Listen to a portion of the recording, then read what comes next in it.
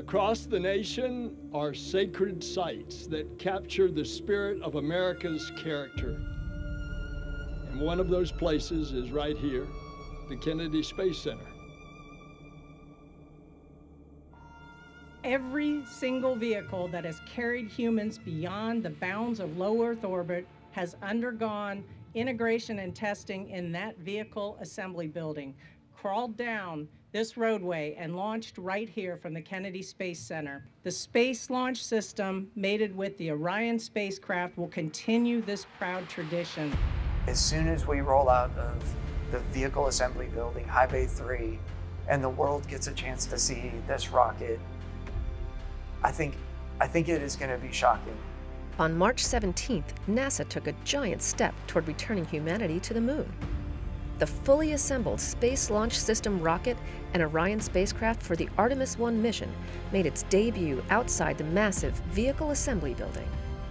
We've seen the mobile launcher outside, and it's massive, but now add an over 300-foot rocket on top of it, it's just going to be amazing. Charlie Blackwell Thompson oversees the launch countdown, ultimately providing the go for launch.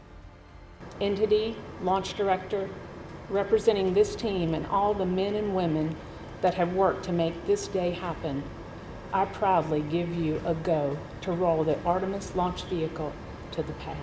Ladies and gentlemen, the world's most powerful rocket right here. Once outside, the rocket began its nearly 4-mile journey to the pad, riding atop a 6.6 million pound crawler transporter, which was originally constructed to transport the Apollo moon rocket. In 1 year, we have completely stacked the vehicle. We've completed most of our testing, all very successful, and we are so close to launch, and the excitement is just crazy. Now NASA's new moon rocket is making the same journey the Saturn V took 50 years ago. And just as all eyes are on the SLS tonight as it makes its journey, in a few short weeks, all eyes are going to be on the sky as it rocks the Space Coast and takes its maiden flight around the moon. It is amazing to see the culmination of all of this work of many years from many industries and many people that have come and go, to have a chance to then now see their work going over to the pad and then launching to go to the moon.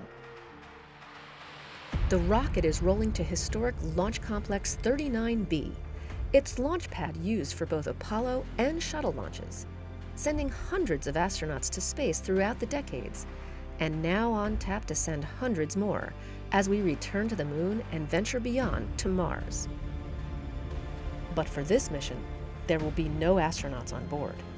Before the uncrewed Artemis 1 stack can launch to our nearest celestial body, it has to travel to the pad for a wet dress rehearsal, a test to run the rocket, capsule, launch team, and launch pad through their paces, simulating a launch countdown.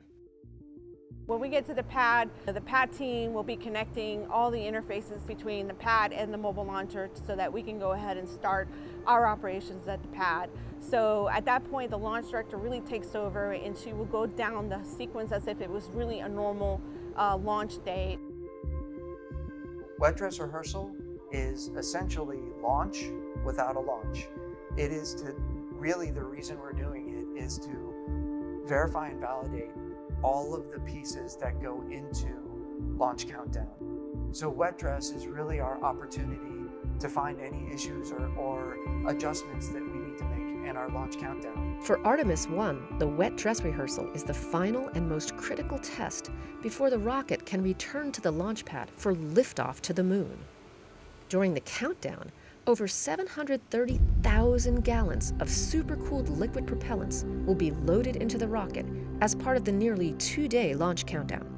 We will configure all of the ground systems exactly the way we would for launch, and we will fully load the core stage and the interim cryopropulsion stage with their liquid fuels.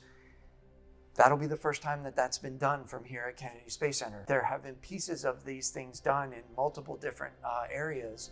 We've tested all of these systems in multiple different locations, but this will be the first time where we pull it all together and do all of it all in the same progression that we've got laid out for launch countdown. Wet dress is the biggest milestone we have aside from launch, because that means that the rocket is now put together, has been tested separately and together, and it is ready to go and be filled with fuel to simulate how we're going to do it at the pad, and then it tells us the rocket is ready to go for launch.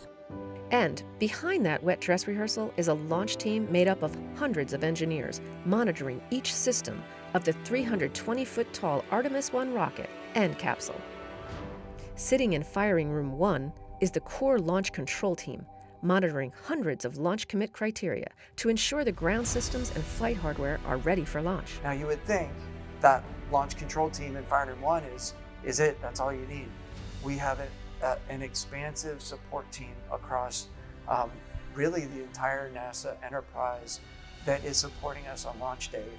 And that support spans the entire nation, from additional systems engineers sitting in Kennedy's firing room 2, to the flight control team at Johnson Space Center in Houston, to the contractors responsible for designing and building each segment of the rocket and capsule. This team is really shaping up to be a great, very skilled and ready to operate and execute launch for Artemis 1.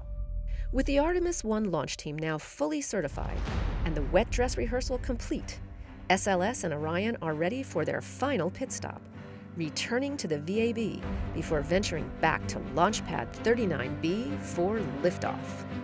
I mean, we are going and we're going together, and we're having an opportunity to do this in a new generation of space exploration in which I can say that I'm honorably a part of. You know, you come every day to the VAB and you see the rocket and you can't believe what we have accomplished. People throughout history have always explored, and you never know what you're going to learn. Exploration is not always about the destination, but it's the path that you travel, the things you learn along the way. And the things we're going to learn are going to be incredible. We can't even begin to understand what those are today.